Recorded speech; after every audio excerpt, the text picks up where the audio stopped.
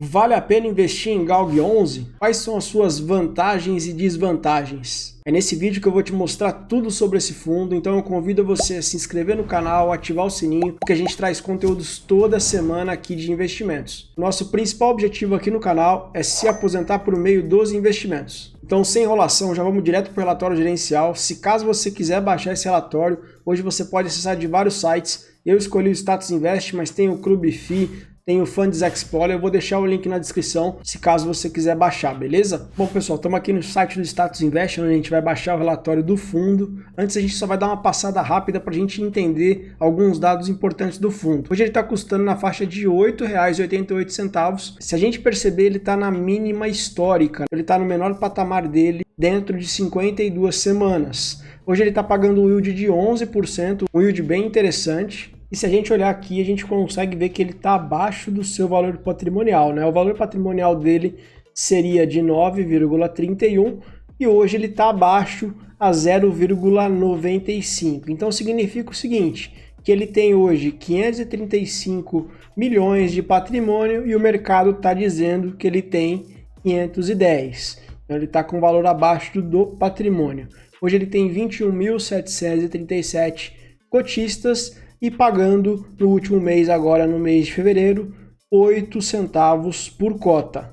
E agora a gente rodando aqui embaixo, a gente vai baixar o relatório dele para a gente já ir para o foco principal. Aqui em relatórios gerenciais, é só clicar em abrir e você vai baixar o relatório. Seguindo no relatório, esse fundo é um fundo da gestora Guardian, é uma gestora nova no mercado. O objetivo principal do fundo é oferir rendimentos mensais a seus cotistas por meio de investimentos predominantemente em imóveis do segmento logístico e com finalidade de locação. Então, o principal objetivo dele é a locação de imóveis no setor logístico. E aqui um ponto importante para a gente analisar é a questão da taxa de performance, né? Ele vai cobrar 20% da taxa de performance se caso ele sobreexceder o benchmark. O que seria o benchmark? O benchmark é como se fosse um parâmetro para eles seguirem, onde o parâmetro que eles definiram foram o IPCA mais 6%. Então, se caso o fundo passar a rentabilidade do IPCA mais 6%, ele vai cobrar essa taxa de performance. E aí a gente tem que ficar esperto se realmente ele vai cobrar a taxa certa ou pode cobrar taxas diferentes aí. Descendo mais aqui, a gente consegue ver um ponto importante. O fundo hoje tem 0% de vacância física e financeira. Isso é um ponto muito positivo. Hoje ele tem 5 imóveis, né?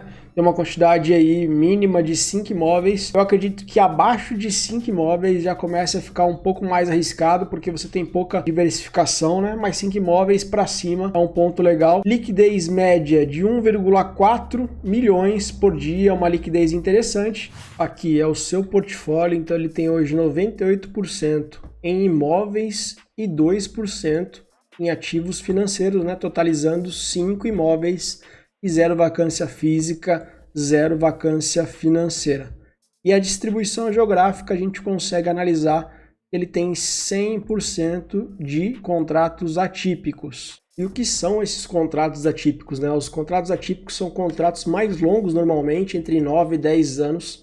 Então você consegue ter uma previsibilidade maior do inquilino, você consegue ter mais tempo o inquilino ali com você. Porém, se caso ele quiser sair antes, tem uma multa que entre fundos e fundos eles montam isso aí, às vezes 3 meses do aluguel, às vezes 6 meses do aluguel, ou até mesmo o valor total do contrato. Isso tudo para o inquilino não poder sair. E uma das desvantagens é se caso a região crescer, você não consegue reajustar tanto esse aluguel, porque você já tem um contrato atípico fechado, então você fica um pouco amarrado, porém você também consegue segurar o inquilino e ter previsibilidade de pagamento. E olhando aqui a receita por ativo imobiliário, né, a gente consegue ver a distribuição de como que esse fundo recebe, a gente consegue ver que está bem dividido, 40% aqui ele recebe do Souza Cruz, 34% de Salvador, 22% Pernambuco, e o restante aqui 2% e 1% dos outros dois estados aqui. E aqui um ponto muito legal que o fundo colocou no relatório é a questão do término de contrato. A gente consegue ver exatamente a data que vai terminar o contrato. Isso é difícil da gente ver em relatórios de fundos imobiliários. E a distribuição aqui por receita por estado, né? São 4 estados hoje que o fundo tem ativos. E aqui a gente vê o perfil da dívida do fundo, a gente consegue ver que hoje